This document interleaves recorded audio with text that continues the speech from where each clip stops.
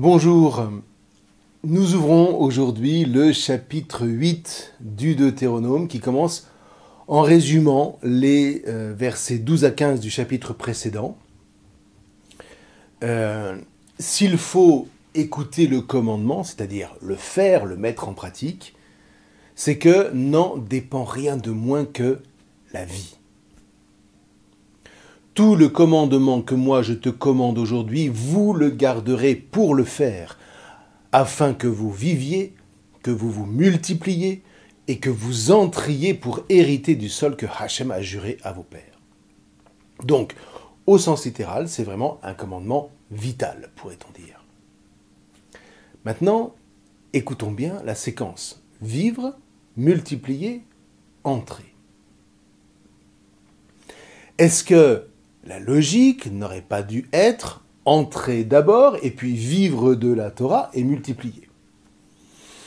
Eh bien non, parce que en définitive la Torah ne dépend en rien du sol. C'est même exactement le contraire. C'est le sol qui dépend de la Torah. Pourquoi? Parce que ce qui est attaché à la Torah, ce qui procède de la Torah, c'est encore une fois la vie.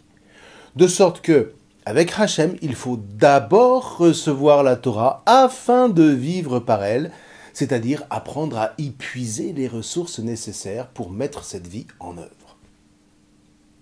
Et puis une fois cela en place, eh bien tout peut commencer. On peut entrer sur le sol promis par Hachem pour y injecter la puissance de vie qu'on a puisée dans la Torah, génération après génération, pour faire fructifier ce sol dans la vigueur du nom de Hachem, c'est-à-dire le faire passer de sa fécondité potentielle, que Hachem a inscrite dans ce sol, à sa fécondité réelle. Et c'est là, vous voyez, que se révèle la mission de l'homme à collaborer à l'accomplissement de la création. C'est tellement vrai que, nous dit la Torah, cette collaboration, eh bien Hachem l'espère depuis le 7e jour de la création, rien de moins. Et c'est ce que la Torah va nommer l'alliance. De ce point de vue, vous voyez, le cœur du péché, le péché originel, comme on dit, c'est le refus de cette alliance, pourtant vitale. Vous voyez, ça nous est raconté de manière magistrale au chapitre 3 de la Genèse. Adam et Hawa, Ève, refusent d'écouter le commandement de Hachem. Ils dénoncent donc toute collaboration possible avec lui pour, en quelque sorte, faire un putsch pour se rendre les maîtres du jardin. Un jardin, par ailleurs, qu'on pourrait tout à fait décrire avec les termes des versets 7 à 10 de notre chapitre. Un bon sol, un sol d'eau courante, de puits et de nappes profondes qui sortent dans la vallée et dans la montagne, un sol à blé, à orge, à vigne, à figue, à grenade, un sol à olive, à huile et à miel, un sol où tu mangeras ton pain sans pénurie, où tu ne manqueras de rien, un sol aux pierres de fer et aux montagnes dont tu extrairas le bronze. Tu mangeras, tu te rassasieras et tu béniras Hachem ton Elohim sur le bon sol qu'il t'a donné. Alors, vous pourrez pour comparer aller lire le récit de Genèse 2, mais quoi qu'il en soit, ce que nous permet de comprendre le Deutéronome ici, c'est que eh bien, le sol du jardin d'Éden a dès le départ été offert à Adam et Hawa pour être travaillé en collaboration, en alliance avec Hachem. Mais voilà qu'ils n'ont pas voulu de cette alliance, de sorte eh bien, qu'ils portent la main sur le fruit défendu, à savoir le fruit de la convoitise, qu'on pourrait résumer ainsi, quelque part, tout pour ma pomme. Comme quoi, vous voyez, la pomme dans cette histoire n'est pas tellement là où on pense qu'elle est. En tout cas, du coup, eh bien, la sentence est inévitable et qu'on comprend complètement maintenant à la lumière de la Torah. Hachem fait partir Adam et Hawa en exil. Alors, pas nécessairement pour toujours, puisque le jour où leur descendance voudra bien consentir à cette collaboration, eh bien, ils seront à nouveau les bienvenus dans ce jardin pour le travailler en alliance avec Hachem. D'autant qu'avec eux, ce retour va rejaillir en fait sur toutes les générations qui les auront précédés. Alors un jour, bon, il faudra qu'on parle de ça, C'est une part de ce qu'on appelle la communion des saints en christianisme. Mais bon, allez, ça n'est pas l'objet aujourd'hui.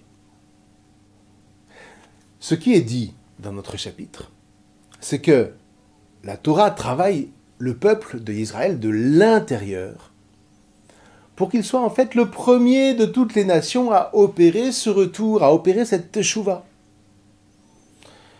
Et on peut dire que, de ce point de vue, la Torah travaille bel et bien à réparer l'ingratitude des premiers jours, l'ingratitude de tout le genre humain vis-à-vis de Hachem.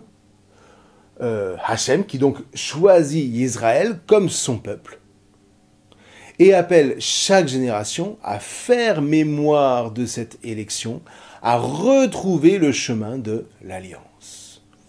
Vous voyez, Israël ici nous précède, il nous dessille la route, il faut bien dire, en ne craignant pas d'essuyer les plâtres, ce qui pourrait au moins susciter de notre part un minimum de reconnaissance, de gratitude. Tout ça pour dire que le sol sur lequel va entrer Israël, en soi, n'est décidément pas premier. Ce qui est premier, c'est la puissance de la vie qui, grâce à l'obéissance à la Torah et jamais sans elle, habite Israël dès avant de passer sur le sol. Une vie qui va s'avérer capable de faire de ce sol le signe de l'exubérance qui jaillit dès lors que les hommes s'allient à Hachem. Dès lors qu'ils savent trouver dans sa parole la ressource qui va leur donner la vigueur nécessaire pour faire fleurir la vie dans une création qui n'attend que ça. Rappelons-nous encore une fois à saint Paul. La création est à l'affût du dévoilement des fils de Dieu qu'elle attend depuis bien longtemps. Vous voyez, sans cette collaboration, sans cette alliance des hommes avec Hachem, eh bien la création reste en suspens. Elle reste un pur potentiel et qui ne sait pas par lui-même passer à l'état d'accomplissement. Et là, comprenons bien, il ne s'agit pas d'entrer sur le sol pour y cultiver des carottes jusqu'au jugement dernier, non. Il y a une montée, il y a une croissance qui est inscrite au cœur de ce projet de Hachem. Or, cette puissance est puisée où? Elle est puisée dans l'étude de la Torah, dans la vigilance de la mémoire, à travers la prière, la louange, et puis l'offrande des sacrifices. Elle concerne chaque génération qui, pour ce qui lui revient, donne au potentiel qui est inscrit dans le sol de se déployer toujours un peu plus. Et donc, ce faisant, l'héritage fructifie et il se développe de génération en génération, à charge pour chacune d'entre elles de se rappeler l'avertissement des versets 11 à 20.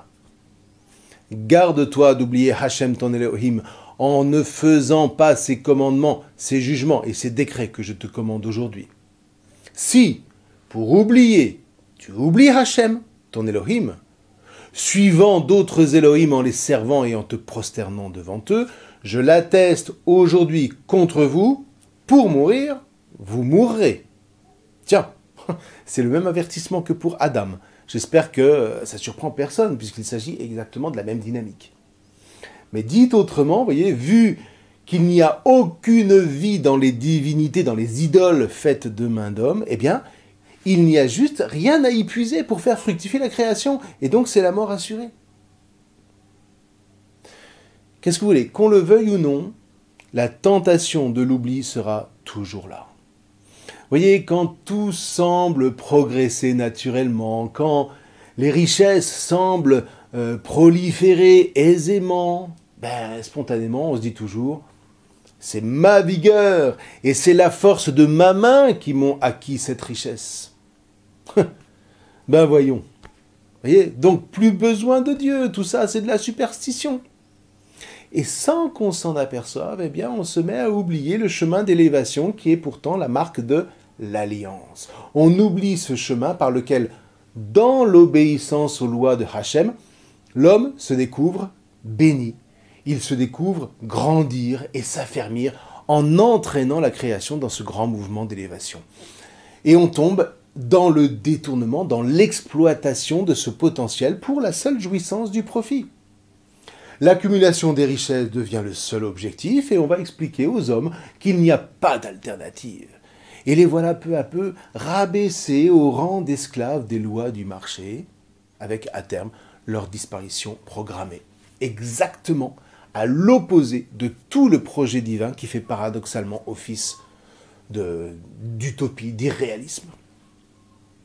Enfin bref, tout ça est vraiment dans notre chapitre, hein, je n'invente rien.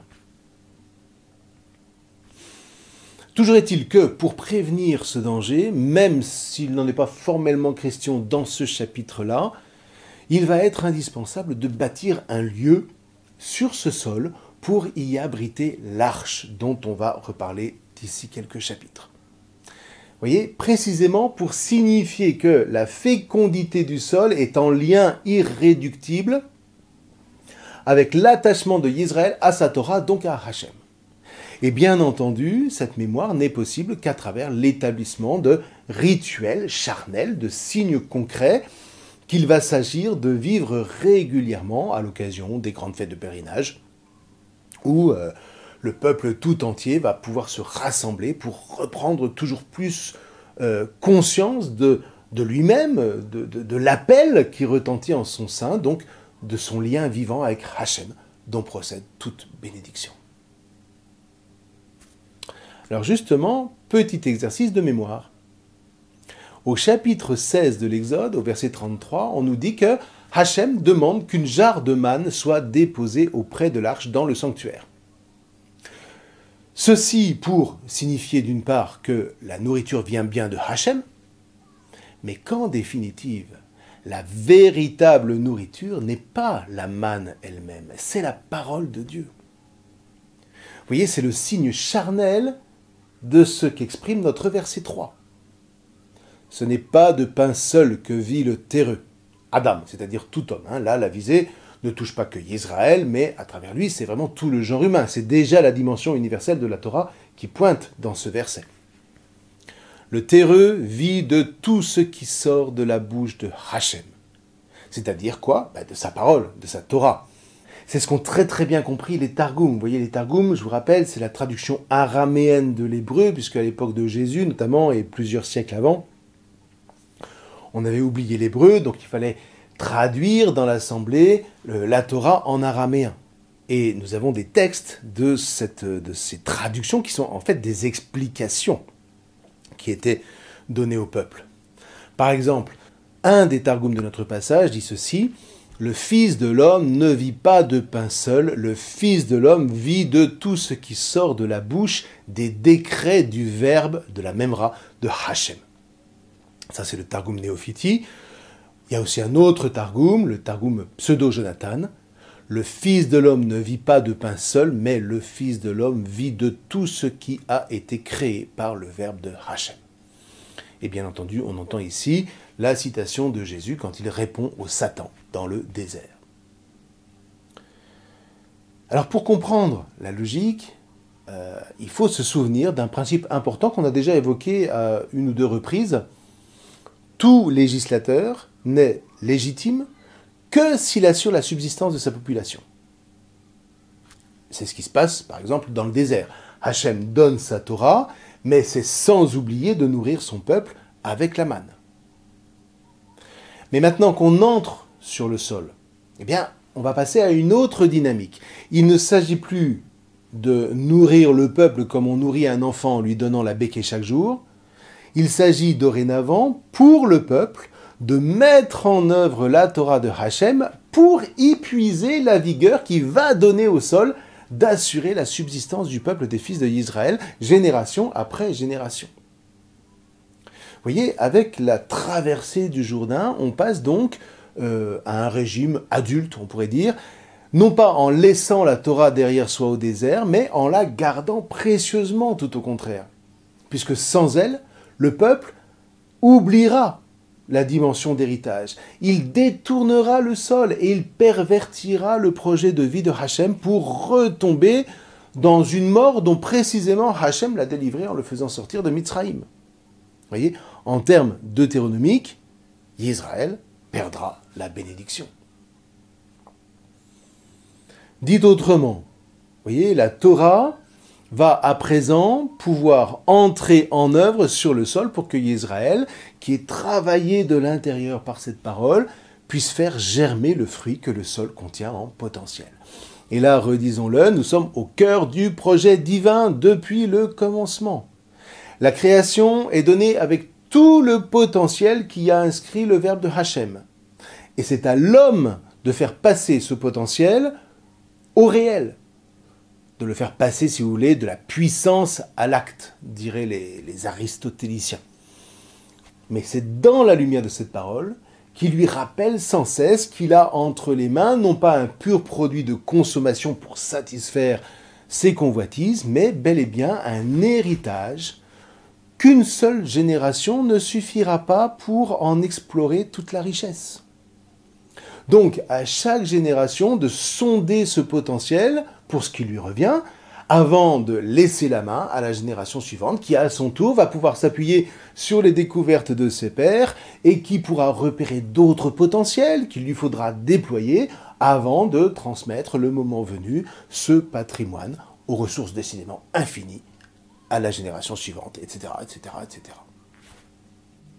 Si vous voulez, c'est une manière de dire que si la parole de Hachem est nourrissante, c'est précisément parce qu'elle donne à l'homme la vigueur nécessaire pour faire en sorte que le sol donne la nourriture pour sa subsistance et qu'à partir de là, l'homme puisse vraiment déployer sa compétence au service de la création dont il va peu à peu manifester le potentiel. Vous voyez, les prophètes diront, l'homme va faire en sorte qu'advienne, selon la volonté même de Hachem, un ciel nouveau et une terre nouvelle. On trouve ça dans le prophète Isaïe au chapitre 65, au chapitre 66, et évidemment, c'est repris par Saint Jean dans son Apocalypse. Mais en attendant, attention de ne pas brûler les étapes. Tout passe d'abord par le don d'une nourriture qui n'est pas simplement de la bouffe en rayon dans les supermarchés, mais le fruit d'une écoute de la création dont le déploiement de la richesse est confié à l'homme par la parole même de Hachem, dans le cadre de l'alliance, au cœur d'une alliance qui est censée prévenir les débordements, qui, ma foi, sans cette collaboration intime, ne manqueront pas d'attirer l'homme dans leur filet séducteur et surtout destructeur. De sorte, vous voyez, que tout à l'inverse, dans ce cas-là de plus simple, comme de la farine et du vin, c'est-à-dire les fruits premiers de la terre couplés au travail de l'homme, la nourriture devient le signe premier et irremplaçable de la vitalité source de la Torah, son sacrement, si vous préférez. Alors, bien sûr, la Torah est spirituellement nourrissante. On est nourri par une parole divine qui nous met debout, qui nous relève intérieurement, etc. Mais ce relèvement n'a aucun intérêt s'il n'a pas de conséquences concrètes, s'il n'a pas de conséquences charnelles. Alors, dans un premier temps, sur la nourriture nécessaire pour qu'aucun peuple ne soit prisonnier de la misère, auquel cas, il ne peut pas grandir. Et puis, dans un second temps, sur l'ensemble d'une création, au potentiel décidément infini, qui attend la révélation des fils de Dieu pour advenir à son plein accomplissement. Et en définitive, c'est bien ce lien irréductible entre la puissance de vie, entre la puissance source qui est inscrite dans la Torah, et ce renouvellement de la création que signifie la pratique des sacrifices dans le temple. Les sacrifices sont pour la Bible le signe du consentement des hommes à recevoir la création en gérance et non de se l'approprier comme s'ils en étaient l'origine et la fin. Et donc pour éviter ce piège, un seul moyen très charnel, prendre une part de ses biens pour le faire monter vers Hachem. Alors, ce peut être une tête de troupeau, des colombes, de la fleur de farine ou du vin, ce que vous voulez, mais une part dont l'homme consent à se défaire pour la faire monter vers Dieu. Une manière, en quelque sorte, de conscientiser une verticalité qui est la marque de l'homme à l'image de Hachem, croisée à l'horizontalité de l'existence qui, ma foi, sans cette verticalité, menace de noyer l'homme dans une dimension purement animale. D'où, encore une fois, la nécessité du sanctuaire, du Mishkan, comme de ce rappel que toute vie vient de Hachem et retourne à Hachem pour le plus grand bien d'une liberté qui est offerte à chaque génération qui consent à épouser ce mouvement d'élévation. Et ça, vous voyez, c'est déjà l'éternité en acte des ici-bas. Donc, on le voit, l'enjeu est déterminant au moment même de traverser aujourd'hui le Jourdain pour recevoir l'héritage qui a été promis au patriarche. Et donc, c'est pour prévenir un tel piège que le verset 2 disait « Fais mémoire de tout le chemin par où Hachem, ton Elohim, t'a fait aller. De ces 40 ans dans le désert pour te houspiller, pour t'éprouver, pour connaître ce qu'il y a dans ton cœur, c'est-à-dire le désir vers lequel te porte ta volonté, pour savoir si tu gardes ou non ces commandements. » J'espère que maintenant ce verset devient vraiment clair. Alors ceci dit, que veut dire que Hachem a houspillé son peuple, qu'il l'a éprouvé? Eh bien, c'est le début du verset 3 qui nous l'explique. Il t'a houspillé, il t'a fait avoir faim. Et là, vous voyez, c'est le prophète Osée qu'il faut avoir à l'oreille, en particulier les 2 premiers chapitres de son livre. Le désert, c'est vraiment le lieu où le peuple fait l'expérience de l'inexistence des faux dieux, puisqu'ils sont incapables de nourrir ce peuple. Donc, il t'a houspillé, il t'a fait avoir faim, et puis c'est lui qui t'a nourri de la manne. Et la manne, c'est le signe que Hachem est le seul et véritable Dieu, celui qui donne la vie, celui qui nourrit, là où sans lui, ne règne plus que la mort. C'est lui donc qui t'a nourri de la manne, que tu ne connaissais pas et que n'avait connu aucun de tes pères, afin de te faire savoir que ce n'est pas de pain seul que vit le terreux vit de tout ce qui sort de la bouche de Hachem. On ne revient pas sur ce verset. En tout cas, la suite va très bien le montrer, même si la manne constitue une épreuve, puisque être nourri au jour le jour, ça n'a rien de drôle, on l'a dit, c'est la marque du petit enfant qui dépend de la béquée des parents. Donc, si elle constitue une épreuve, la manne n'en est pas moins la marque attentive d'un père qui participe à la croissance de ses enfants, comme l'explicitent très bien les versets 4 à 6, qui sont d'une facture sapientielle assez flagrante. Vous voyez, pour ne prendre que le livre des Proverbes, on y lit ceci, c'est au chapitre 19, verset 18, « Quand il y a de l'espoir, corrige ton fils, n'emporte pas ton âme jusqu'à le faire mourir. » Et puis un peu plus loin, « Corrige ton fils, il sera ton repos et il fera les délices de ton âme, etc. etc. » Vous voyez, en précisant évidemment que la correction n'est pas la punition, mais le cadre toujours redonné à un enfant qui en a besoin pour grandir et pour connaître les lois qui lui permettront, une fois adulte, de donner le meilleur de soi. Vous voyez, l'idée est la même que l'émondage de la vigne qui est utilisé par Jésus dans l'Évangile selon saint Jean. Au demeurant, maintenant que j'y pense, le verbe yassar, corriger, a vraiment le sens d'instruire, c'est-à-dire de corriger par la parole, comme ce qui est dit au chapitre 4. Des cieux, il t'a fait entendre sa voix pour te corriger, et sur la terre, il t'a fait voir son grand feu, et c'est du milieu du feu que tu as entendu ces paroles.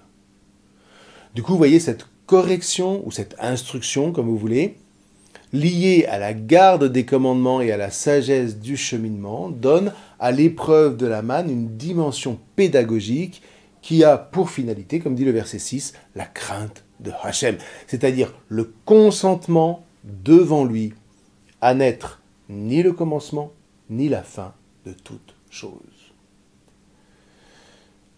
Et là, vous voyez, on est à nouveau dans la veine prophétique. Il suffit pour se convaincre de lire, encore une fois, le prophète Osée. Quand Israël était jeune, je l'ai aimé, et depuis l'Égypte, je l'ai appelé mon fils. Les prophètes les ont appelés, alors là je traduis selon le Targum parce que le texte sinon est un peu difficile à comprendre, mais ils ont détourné leur face, sacrifiant au Baalim et encensant les idoles. Mais c'est moi qui est mis sur pied Éphraïm. Éphraïm, c'est une des tribus les plus importantes du peuple d'Israël, et c'est précisément à elle, à cette tribu, que Osée s'adresse. Je l'ai mis sur mes épaules et ils n'ont pas compris que je prenais soin d'eux. Des cordages des terreux, je les ai tirés dans des torsades d'amour. Alors ici, le texte, encore une fois, est assez difficile à traduire, mais en s'aidant du Targum, on peut comprendre que Hachem a libéré son fils, Israël, de l'esclavage, c'est-à-dire les cordages d'Adam, les cordages humains, pour le prendre dans les torsades de son amour. J'étais pour eux comme ceux qui lèvent un joug sur leur bajou.